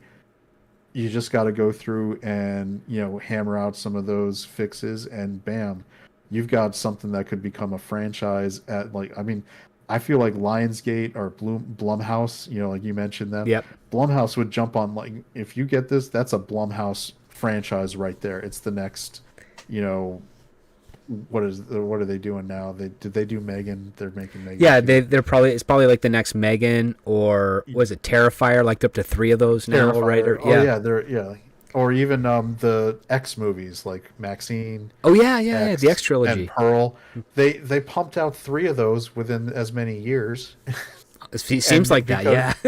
Yeah, and you know why? And because the studio was like, we don't have to spend very much to make these, and we know that just with streaming rights, we're guaranteed basically to make our money back, so we'll do it.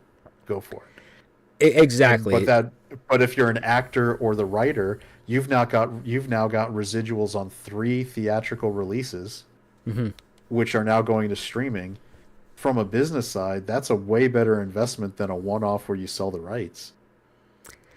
Pretty much, like for this writer here, I mean, he's got the skill set to get you through the script quickly.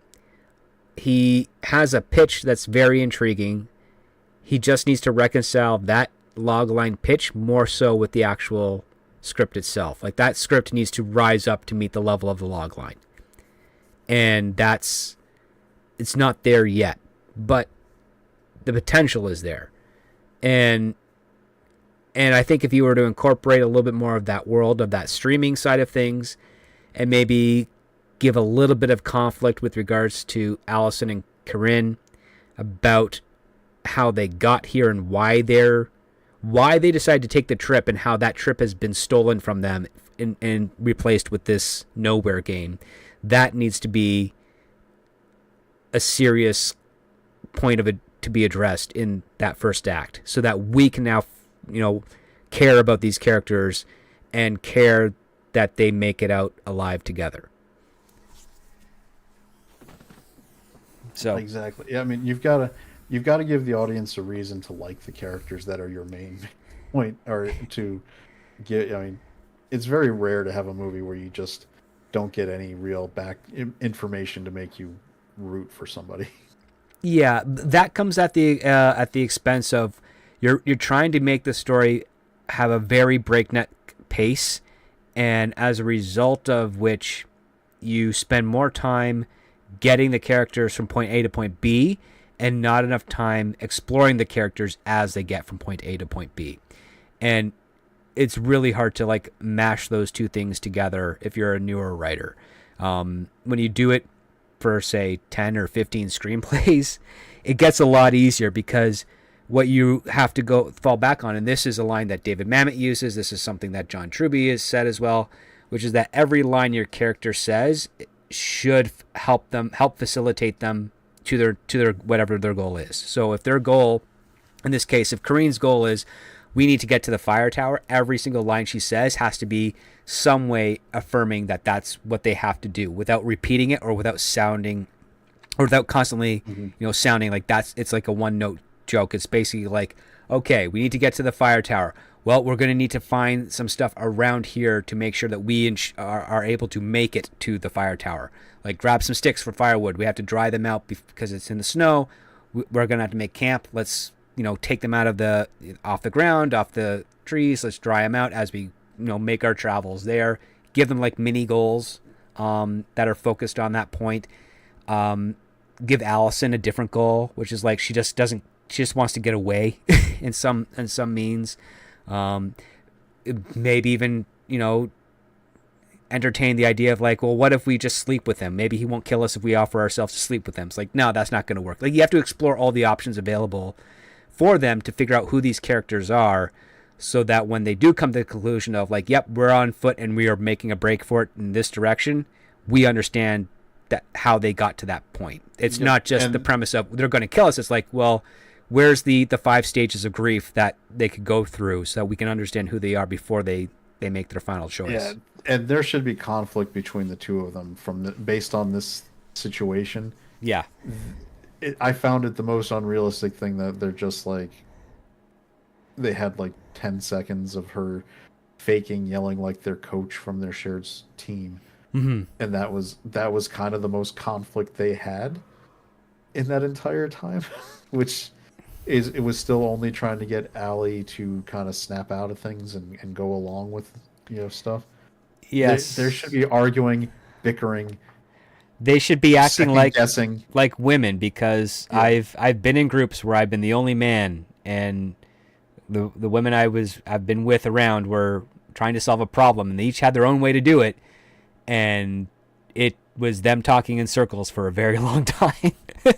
And you kind of have to do something. It seems like a that. silly thing to even bring up right now, because I feel weird even saying it, but there 100% should have been an argument about one of them going off to use, to go to the bathroom and leaving the other one alone. Like, like, because you're just leaving me to die. I'm just going to the bathroom. Like, well, let me come with you. Do you have to go? Like, no. No. It's like it's something weird to even say, like, but even something that everybody has to do would become a point of conflict in this heightened scenario. Right. This thing should be so tense for them. They should always be ready to snap at each other. I don't I don't get how like we went immediately to, kumbaya. That didn't resonate right at all. It was way too cooperative. And I mean, one of the things about that Alec Baldwin and Anthony Hopkins film is the fact that those guys are at odds with each other for pretty much most of that movie. And Anthony Hopkins is the experienced dude that knows how to survive, and Baldwin's character isn't. And they have to go through these trials together. But there's always that tension there. There's always that little like digging of underneath the words, the subtext, and the whole idea is like, yeah, I'm going to make sure that we both get out of this alive, but I'm also going to address the elephant in the room. That makes for a very intriguing film and an intriguing story. With these two college girls here, it's almost borderline fantasy that they're so easy to cooperate with each other at this conflict. Having gone to college with women, and as a college that was like 80-20 female, I can tell you it's not borderline fantasy. It is pure fantasy. Yeah. It's pure, like it is like as much as Wizard of Oz fantasy. It just doesn't, like, this is not what would happen. And I can't think of any survival movie where there wasn't conflict, and even bad survival movies like there was one with Idris Elba and uh, the girl from Titanic, Oh, Kate Kate Winslet. Winslet. Yeah, yeah, yeah. Yeah, I think The Mountain Between Us or whatever it was, Hmm.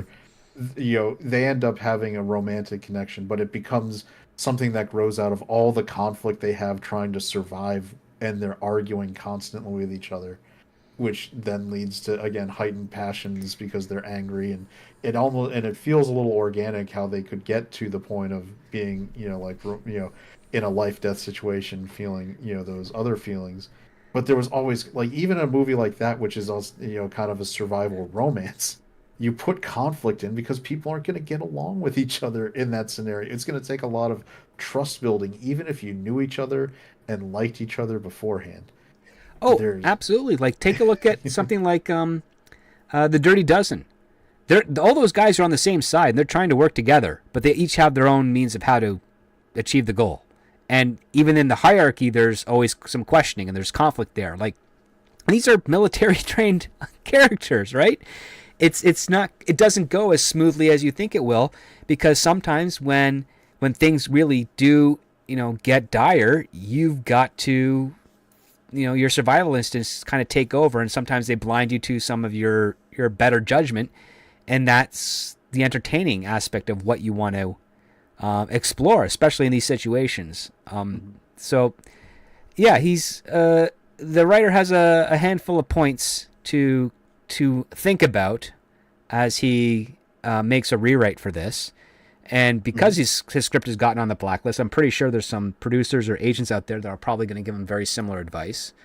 And I really do hope that he's able to use it to his advantage and actually get something off the ground with this premise. Because even though the script is not ready for production, in our opinion, it's got a potential to it that I would like to see fulfilled. Yeah, and if you yeah to the writer, I think his name was Alex Alex Potosky. Potosky. If you want to, like, yeah, if you want this to be leaning more towards a franchise, you've got to give more information about the game and make the killer More hunter present. Yeah. more present, so that then you can again spin off to either continue with this guy's story, or you can do Nowhere Game Tokyo, Nowhere Game, Egypt. like Egypt, like Nowhere Game Yellowstone. Like, Yeah. it's, if you want to make it a franchise, give me like, make a narrator, like give some, if you don't want to give a lot of information on this one specific hunter, and I get that, maybe create a character that can be with us, like, or an avatar, like, that represents the game, Right. for, like, like, hey, we're going back to avenging Azrael here as he's hunting his 2-for-1 to try to climb up that leaderboard and lock in the championship. Like, something where we get somebody who becomes our through line. And I bring it back to the Purge. The Purge, it is a weird thing to say. The Purge character through line is the speaker, the, like, the Yeah. one that the purge is commencing for the next thing. Like every movie, we get the one, we get the and it's not even a traditional narrator, but like a public address system Right. telling you the purge is stalking and going over the rules of the purge for the next 12 hours. All crime is legal. It like goes over all that. It sets your world, and it gives you, and it means like when you go to each purge movie, when you hear that public address speaker come on, and it's that same woman's voice, Mm-hmm. you're back in that world. It gives you something to like make it a franchise. So Even something as simple as a PA address can be your a PA franchise address. element. Oh, 100%. Which also brings me to something, because I haven't seen all the Purge movies. So I'm wondering, has there been a character in the Purge who has tried to extend the Purge by going from one time zone to the next across America? Because you can get an extra 3-4 hours. No, they haven't done that one in one of the movies yet. Yeah. That would be an interesting thing. Like, there's parts of Tennessee that cross time zones. You could just Yeah. drive 10 minutes and you'd get an extra hour of purging. Yeah, Florida It's like- Panhandle's one too, right? So Yeah. That would be a cool, like you think you're safe. Like that would be a cool thing. Like you think your family survived, you turn your purge gates off and someone drags you, like kidnaps you and drives you across the time zone line. Yep. Yeah, Or like you oh, steal a no, helicopter and it's you still- fly across to get a couple hours ahead. Yeah, or you go from mountain to Pacific, whatever Yeah. way you want to do. That would be a cool thing, you're where somebody is targeting a specific person, and they wait till they think they're safe because no one thinks of the time zone, thing, and they kidnap you across the time zone to take you out. Yeah. Oh, there you go. That, Maybe. So yeah, Who owns the rights to the franchise Purge? Can I go pitch them? stuff. That would be a cool. I mean, it's not uncommon for somebody to write a script for one thing and have it bought to be made a franchise sequel. Right. People don't, I always try to explain to somebody, like, when you look at the credits, you'll see based on a book, but it's a franchise. And they're like, I didn't know that. No, they bought the rights to the book because they thought that story would fit fine in this franchise. So they just 100%. took it. Oh, yeah.